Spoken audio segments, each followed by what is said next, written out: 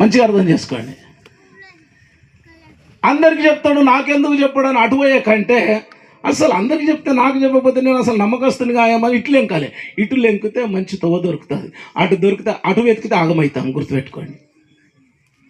అబ్రహాముకు అంత స్పష్టంగా చెప్తున్నాడు. ఏమంటున్నాడంటే నేను ఏదైతే మీరు తర్వాత చదవకండి, అక్కడ అది ఎక్కడ ఉంటుందంటే ఆదికాండం 18-19 అధ్యాయాలలో ఉంటుంది. ఏమంటాడంటే నేను చేయబోయేది ఆ సొదొమ గొమొర్రా పట్టణం గురించి అబ్రహాము చెప్పిన తర్వాతనే చేస్తా అంటాడు. అంటే తన యందు భయభక్తులు గల వారికట దేవుడైన యెహోవా బయలుపరచకుండా ఏది చేయడట. అందు గురించి దేవుడు ఏదన్నా భూమి మీద చేయబోతే ముందుగల్లా తన యందు భయభక్తులు గల వారి కళలోనో దర్శనంలోనో మాట్లాడతాడు. ఇది సొదొమ గొమొర్రా పట్టణం కాలిపోకముందు అబ్రహాంతో మాట్లాడినాడు. నినవే మహాపట్టణం కాలిపోతుందని యోనతో మాట్లాడినాడు. అది తప్పకుండా అబ్రహాముకు చెప్పిన తర్వాతనే చేస్తా అంటే ఆ స్థానంలోకి వచ్చాడు. అంతే. ఇది మీకు అర్థమైంది కదా. ఎవరైతే నమ్మకంగా ఉంటారో ఎక్కడ పోయినా వారికి చెప్పి వెళుతారు. గట్టిగా చప్పట్లు కొట్టండి. ఎవరు చెప్తారు చెప్పండి? కొంతమంది అంటారు అసలు నాకు చెప్తేనే లేడా అని గట ఆలోచించకండి. నీ దేశం నుండి, నీ బంధువుల యొద్ద నుండి, నీ తండ్రి ఇంట నుండి బయలుదేరి నేను నీకు చూపించు దేశమునకు వెళ్ళము. నేను నీకు చూపించు దేశమునకు వెళ్ళము. హెబ్రీయులకు రాసిన పత్రిక 11వ అధ్యాయము 8వ వచనం చదువుకుందాం. హెబ్రీయులకు రాసిన పత్రిక 11వ అధ్యాయము 8వ వచనం. అబ్రహాము పిలువబడినప్పుడు విశ్వాసమును బట్టి ఆ పిలుపునకు లోబడి దేవుని పిలుపునకు లోబడి తాను స్వాస్థ్యముగా పొందనయున్న ప్రదేశమునకు బయలువెళ్ళెను. మరియు ఎక్కడికి వెళ్ళవలెనో అది ఎరుగకనే బయలువెళ్ళెను. విశ్వాసమును బట్టి ఎట్లా బయలుదేరాడు. అబ్రహాము గురించి అందరికి తెలుసు. అబ్రహాము ఆయన ఎలాంటి వ్యక్తి అంటే ఆ దేవునికి స్నేహితునిగా మారిపోయినాడు. నేను ఇంతకుముందే చెప్పంగానంటే స్నేహితులుగా మారిపోతారు. గట్టిగా చప్పట్లు కొట్టండి. ఎవరైనా సరే చెప్పగానే ఆ మాటను స్పందించి ఆ మాటకు లోబడి ఆ మాట ప్రకారం చేయడానికి ఇష్టపడతారు అనుకోండి, ఎలాగ మారిపోతారు చెప్పండి? అబ్రహాము దేవునికే స్నేహితునిగా మారిపోయినాడు. అబ్రహామునట దేవుడు అంటాడు నేను ఏదైతే భూమి మీద చేయాలనుకుంటానో ఫస్ట్ అబ్రహాముకు చెప్తా అంటాడు. గట్టిగా చప్పట్లు కొట్టండి. ఆయన దేవుడై ఉండి ఈ మనిషితో నమ్మకస్తుడైన మనిషితో అంటున్నాడు కలిగి ఉంటే మనిషిని ఎక్కడి నుంచి ఎక్కడికి తీర్చిదిద్దగలుగుతుంది. ఒక మనిషి ఉన్నత స్థానానికి ఎవరు మనకు ఆదేశించినా, అది దైవము నుండి వచ్చిన ఆదేశమైనా లేక మనకు ఆత్మీయుల నుంచి ఆదేశమైనా, మన పెద్దల నుండి మన తల్లిదండ్రులు లేక మిగిలిన వాళ్ళ ఎవరి ఆదేశాలైనా దాన్ని ఎంత తొందరగా మనము ఆచరిస్తే, దాన్ని మనం ఫాలో అప్ చేస్తే దాని పర్యవసానము అంత ఉన్నతంగా ఉంటుంది. వాళ్ళు ఎవరో కారు, వాళ్ళు ఉండే వాళ్ళ స్థానం ఎక్కడంటే మన హృదయంలో ఉంటాడు అని చెప్పారు. ఇది మన శరీరంలో అత్యున్నతమైనటువంటి ప్రధానమైనటువంటి భాగం. మిగిలిన శరీర భాగాలకు ఎక్కడ ఏమైనా పెద్ద అంత హాని లేదు, ప్రమాదం అంత కలగదు. కానీ ఒక్కసారి హృదయానికి ఏమాత్రము ప్రమాదము, కొంచెము ఏ సమస్య వచ్చినా అప్పటికి ఉన్నటువంటి ఈ శివం ఒక్కసారి శవంగా మారిపోతుంది. హృదయం అనేది అంత మన శరీరంలో ప్రధానమైనటువంటి అంశం.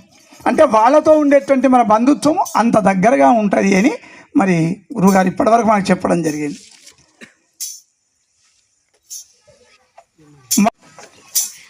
మానవులుగా జన్మించినందుకు ఇక్కడ ఎవరమైనా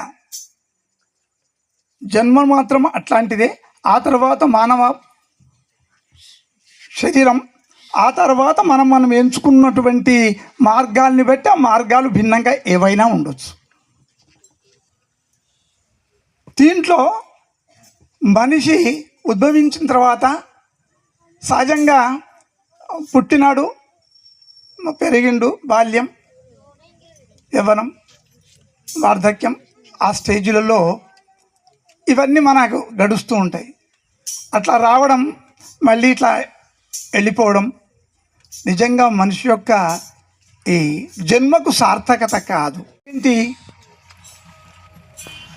మనం ఈ జన్మ తీసుకున్నందుకు, దీంట్లోకి వచ్చినందుకు దీని యొక్క ఆంతర్యం ఏముంది, ఏం చెయ్యాలి, ఎందుకు వచ్చినాం, రావడం, పెరిగినాం, జాబ్ చేసినాం, ఉంటున్నాం, తింటున్నాం, పంటున్నాం, రిటైర్ అవుతున్నాం, మళ్ళీ వెళ్ళిపోతున్నాం.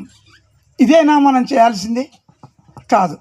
దీనికంటే ఉన్నతమైనటువంటి దానికి విలువ ఉంది.